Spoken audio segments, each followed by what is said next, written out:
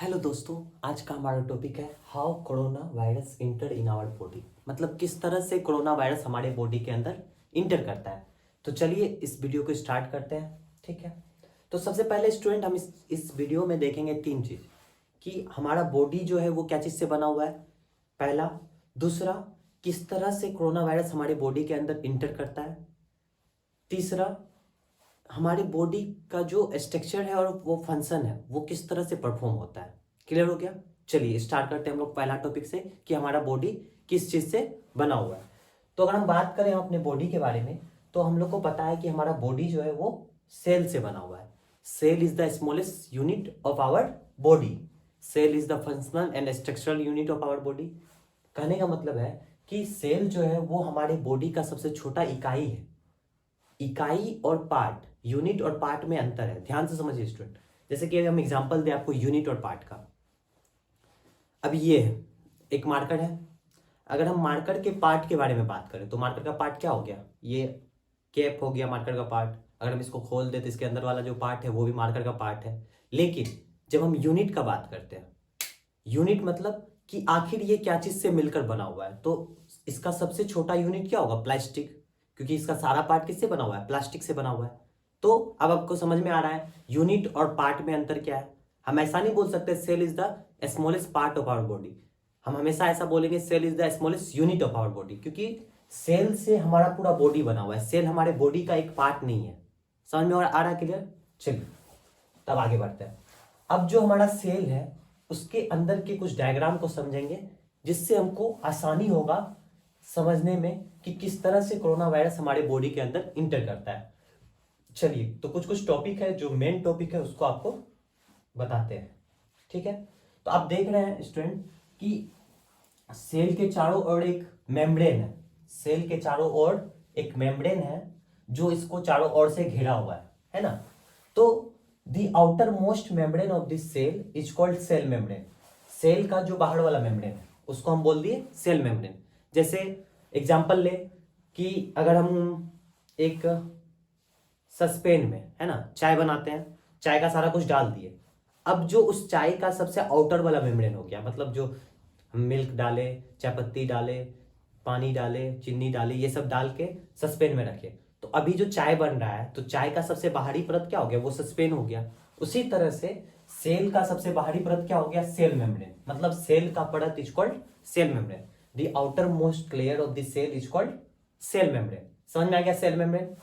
अब समझिए इस बात को, ये जो सेल मेम्ब्रेन है वो सेमी प्रीमेबल होता है। सेमी प्रीमेबल कहने का मतलब है कि इस मेम्ब्रेन से होते हुए वही चीज आएगा जाएगा जिसको ये अलाउ करेगा, है ना। हम लोग के तरह मन है तब कुछ करेंगे, मन नहीं है तो घर में, ठंडी का बहुत ज्यादा ठंड है, घर में आराम से बैठे रहते हैं, मन किया चले गए, है ना। तो ये जो सेल का मेम्ब्रेन है इसको मन होगा तभी कोई चीज को अंदर आने देगा, मन नहीं होगा तो कोई चीज को अंदर आने नहीं देगा। कहने का मतलब यही है कि जो भी चीज अंदर से बाहर आएगा या फिर बाहर से अंदर जाएगा उस पे इसका कंट्रोल होगा। मतलब सेल मेम्ब्रेन क्या करेगा, अंदर आने वाले चीज और बाहर जाने वाले चीज को कंट्रोल करेगा। क्लियर। चलिए अब बात करते हैं हम लोग बीच वाले पोर्शन का। तो यहां पे देखिए आप गोल शेप, गोल स्ट्रक्चर का बना हुआ है जिसको हम लोग बोलते हैं न्यूक्लियस। न्यूक्लियस जो है, जिस तरह से हमारे बॉडी का बात करें, समझिए ध्यान से। जैसे कि अभी हम आपको बताएं कि आप जो खाना खाते हैं, आप जो पढ़ाई करते हैं या फिर आप कोई काम करते हैं, सबका अपना अपना बिजनेस है, सब कुछ चलता है। तो ये सब चीज पे कंट्रोल किसका है, ये सारा काम कौन कंट्रोल करता है। ध्यान से समझिए बात को, जो भी काम आप कर रहे हैं उसको कंट्रोल कौन कर रहा है, आपका ब्रेन कर रहा है। उसी तरह से आपके बॉडी के अंदर जो सेल है, जिससे आपका सेल बना हुआ है ना। हमारे बॉडी के अंदर ट्रिलियंस मिलियंस सेल्स हैं, हम लोग सेल से ही बने हुए हैं। तो हर एक सेल्स का जो सारा एक्टिविटी है उसको कंट्रोल कौन करेगा, न्यूक्लियस। तो हम ऐसा बोल सकते हैं nucleus is the brain of the cell. जिस तरह से हमारे बॉडी का सारा काम को कंट्रोल कौन करता है, हमारा ब्रेन। उसी तरह से सेल के अंदर जितना भी फंक्शन होगा, चाहे वो फिजिकल हो या केमिकल हो, उसको कंट्रोल कौन करेगा, हमारा सेल का न्यूक्लियस। क्लियर हो गया। तो न्यूक्लियस को हम बोल सकते हैं ब्रेन ऑफ द सेल। बात खत्म। ब्रेन है तो इसका काम क्या होगा, सारी चीज को कंट्रोल करना। चलिए ये भी हो गया। अब बात करें उसके अंदर के पार्ट का। तो आप देख रहे हैं यहाँ पे थ्रेड लाइक स्ट्रक्चर। धागा नुमा संरचना यहाँ पे आपको देखने के लिए मिल रहा है, थ्रेड लाइक स्ट्रक्चर। अब देखिए इसका स्ट्रक्चर कैसा है। 5 रुपए वाला रील देखे, धागा है ना, जिससे हम लोग सीते हैं कपड़ा वगैरह, मम्मी वगैरह सीती है। तो उस रील से अगर आप थोड़ा सा धागा को निकाल लें, है ना, और उसको जमीन पे फेंक दें, तो जिस तरह का वो मुड़ा हुआ स्ट्रक्चर, उलझा हुआ स्ट्रक्चर आपको दिखेगा, उसी तरह का होगा उस स्ट्रक्चर न्यूक्लियस के अंदर होता है। ठीक, अब जो ये स्ट्रक्चर है इसका नाम है क्रोमेटिन। इसका नाम है क्रोमेटिन, ध्यान से सुनिए, इसका नाम क्या है? क्रोमेटिन। ठीक है, अब जो ये क्रोमेटिन है वो 2 चीज से मिलकर बना हुआ रहता है, डीएनए और प्रोटीन से। क्रोमेटिन क्या चीज से बना हुआ है? 2 चीज से, डीएनए एंड प्रोटीन। क्लियर हो रहा है बात? अब इसका काम क्या है? पहले स्ट्रक्चर हम आपको बताए कि क्रोमेटिन जो है थ्रेड लाइक स्ट्रक्चर है जो न्यूक्लियस के अंदर होता है। अब ये क्या चीज से बना हुआ है? डीएनए और प्रोटीन से मिलकर बना हुआ है। इसका काम क्या है? What is the function of chromatin?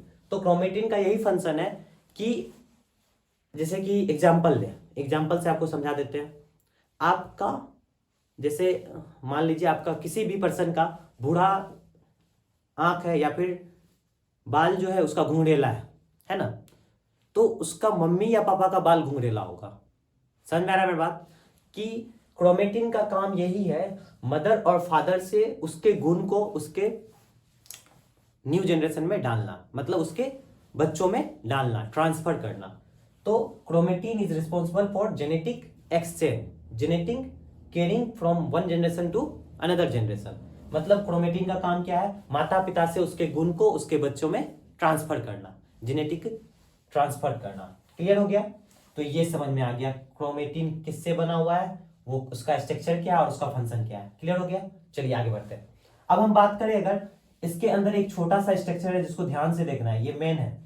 इस स्ट्रक्चर को देखें तो इसको हम बोलते हैं न्यूक्लियोलस। न्यूक्लियोलस जो है न्यूक्लियस के अंदर पाया जाता है और ये आरएनए और प्रोटीन से मिलकर बना हुआ होता है। ठीक है, आरएनए और प्रोटीन से मिलकर बना हुआ रहता है और इसी का काम है हमारे सेल्स में राइबोसोम बनाना। इसी का काम है हमारे सेल्स में राइबोसोम बनाना। क्लियर हो रहा है? ये डॉट डॉट जो आप देख रहे हैं, ये जो डॉट डॉट है, ये सारा राइबोसोम है। क्लियर हो गया? तो न्यूक्लियोलस क्या कर रहा है? न्यूक्लियोलस एक पार्ट है किसका? न्यूक्लियस का, जो कि आरएनए और प्रोटीन से मिलकर बना हुआ है और इसका फंक्शन क्या है? राइबोसोम का निर्माण करना, सिंथेसाइज ऑफ राइबोसोम। हो गया, चलिए यहां तक हम समझ गए।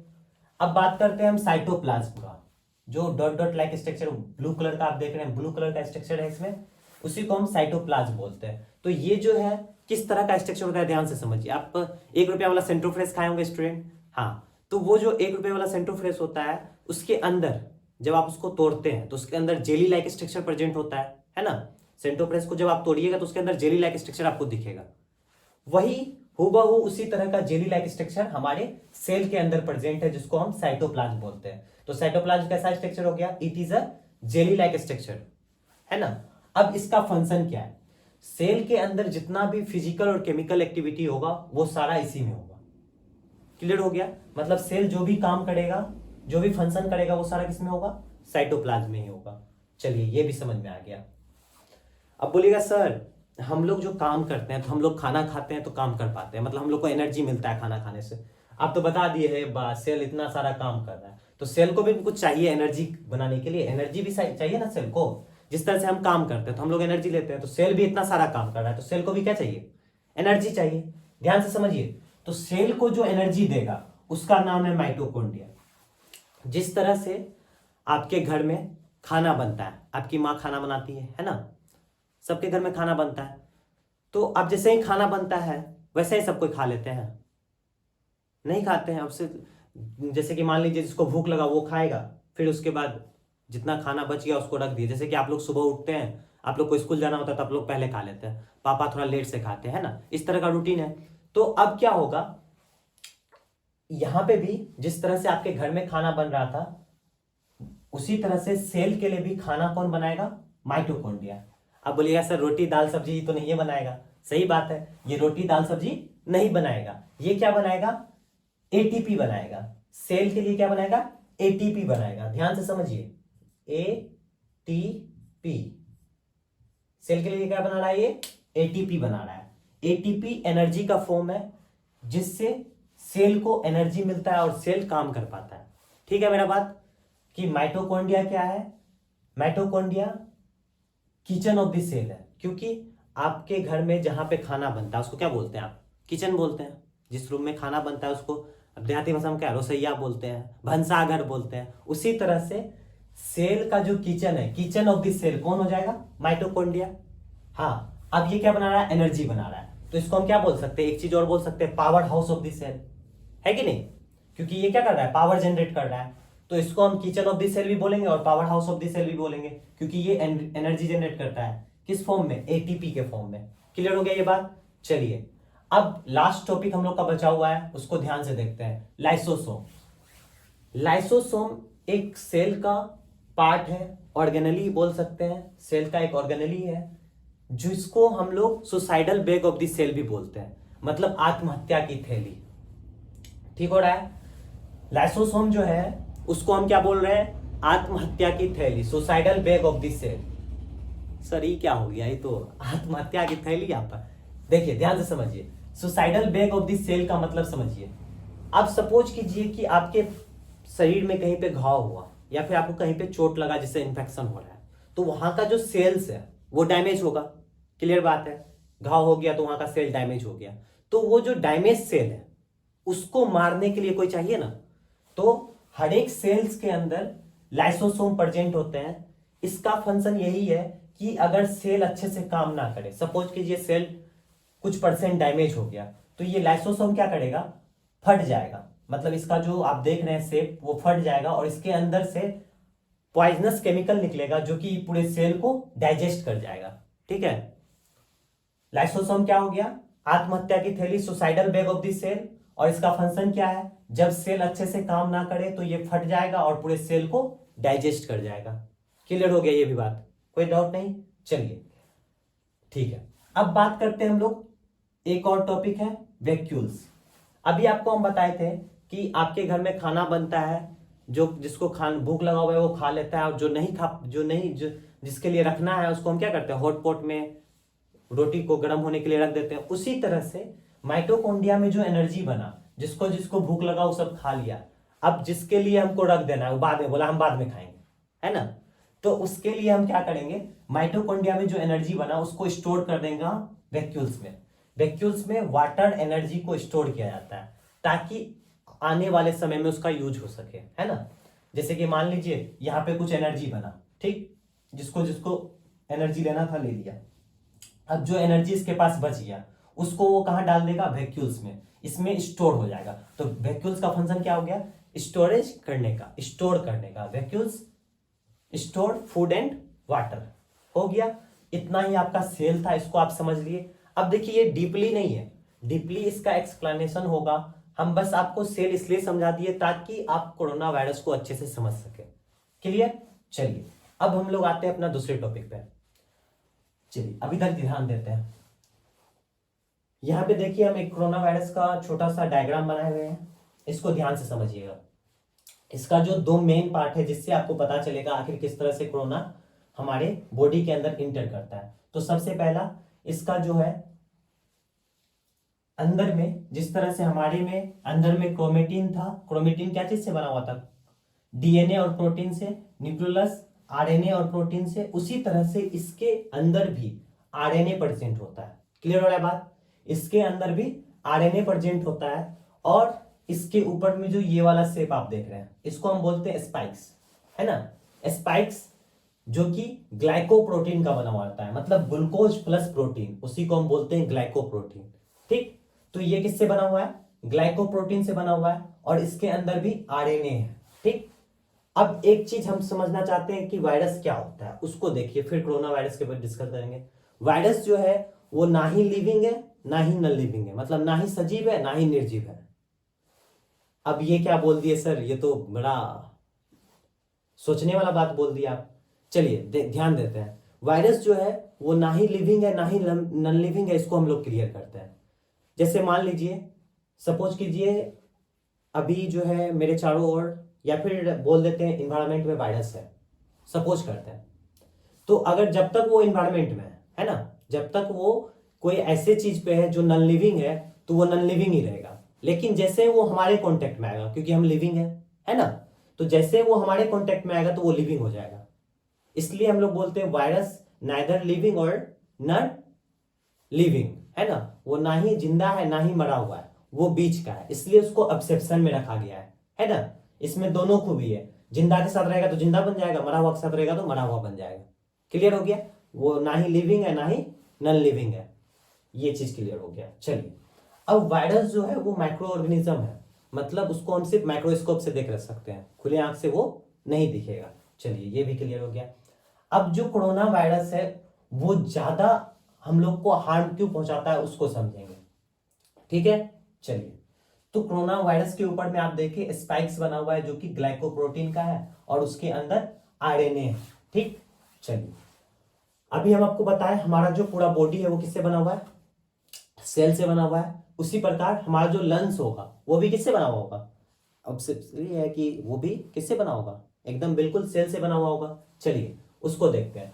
तो हमारा जो लंग्स है उसके अंदर के स्ट्रक्चर को देखेंगे। आपको पता होगा कि कोरोना वायरस में हमारा लंग्स डैमेज होता है, इसके पीछे का भी रीजन को जानेंगे कि हमारा किडनी डैमेज क्यों नहीं होता है, लीवर डैमेज क्यों नहीं होता है। सबसे पहले हमारा लंग्स ही डैमेज होना क्यों शुरू होता है।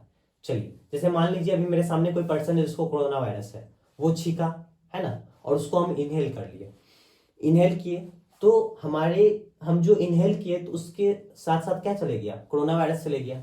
और हम लोग को पता है हम जो भी सांस लेते हैं वो किसमें आता है, लंग्स में आता है, ठीक है। चलिए, तो अभी एयर के साथ क्या आ गया, एयर के साथ क्या आ गया, वायरस आ गया, है ना, कोरोना वायरस आ गया।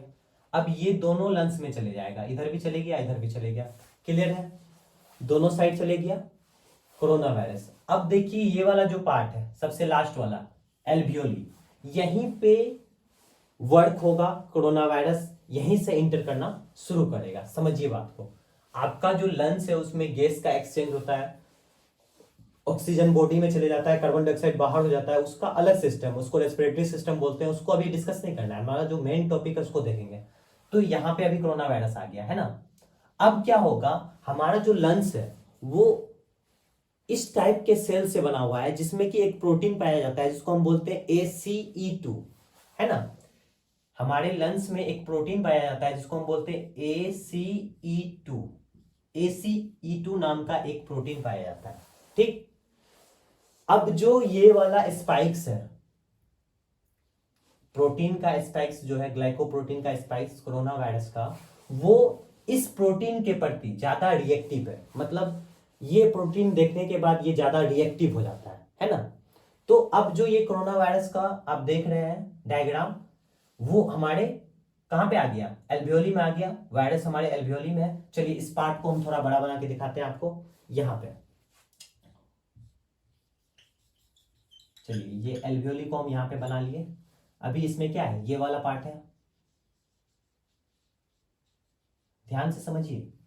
अब इसके अंदर आरएनए बना लिए, ठीक। अब जो है इसका जो स्पाइक्स है वो क्या करेगा, हमारे जो एल्वियोली का लेयर है उससे कनेक्ट हो जाएगा। क्यों, क्योंकि यहाँ पे क्या है, ACE2 प्रोटीन, ये एक इस तरह का प्रोटीन है जिसके प्रति कोरोना वायरस रिएक्टिव है, और ये आके इससे चिपक जाएगा, इसका जो स्कूप है वो इसमें आके फंस जाएगा। सपोज कीजिए इसका जो स्पोक्स है ना, ठीक, इसका जो ये वाला पार्ट आप देख रहे हैं निकला हुआ, वो सपोज कीजिए एक चाबी है ना, और हमारा जो ACE2 प्रोटीन मतलब जो सेल्स है एल्वियोली का वो ताला है। जैसे ही ये चाबी उसमें घुसेगा तो वो सेल का गेट जो है वो खुल जाएगा। हम आपको बताएं कि सेल के ऊपर जो एक मेम्ब्रेन है वो क्या है, सेमी प्रीमेबल मेम्ब्रेन है, जो उसी चीज को अंदर आने देता है जिसको जिसको जिसका जरूरत है, जिसका जरूरत नहीं है उसको आने नहीं देता है। मतलब इसका मन है तब आने देगा, नहीं मन है तो नहीं आने देगा। तो अभी जो सेल मेम्ब्रेन देखेगा, अरे बाप कोरोना वायरस, भाग भाग भाग, घुसे ही ना दो, होगा कि नहीं। लेकिन उसके पास क्या है, चाबी है, और यहां पे क्या है, ACE2 प्रोटीन। ये मान लीजिए हमारे लंग्स के एल्वियोली का एक सेल है ना, तो वो क्या करेगा, स्पाइक्स लगाया कोरोना वायरस और इंटर कर गया हमारे सेल के अंदर, ठीक। अब सपोज कीजिए कोरोना वायरस आ गया यहाँ पे, चलिए बना लेते हैं जल्दी से, ठीक है। यहां पे आ गया वायरस, वायरस में है उसका खुद का आरएनए। ध्यान से समझिएगा स्टूडेंट। चलिए, वायरस में उसका खुद का आरएनए। अब जैसे ही हम आपको बताए थे कि सेल के अंदर कुछ भी गड़बड़ी होगा, है ना, सेल के अंदर कुछ भी गड़बड़ी होता है तो लाइसोसोम एक्टिवेट हो जाएगा, है ना।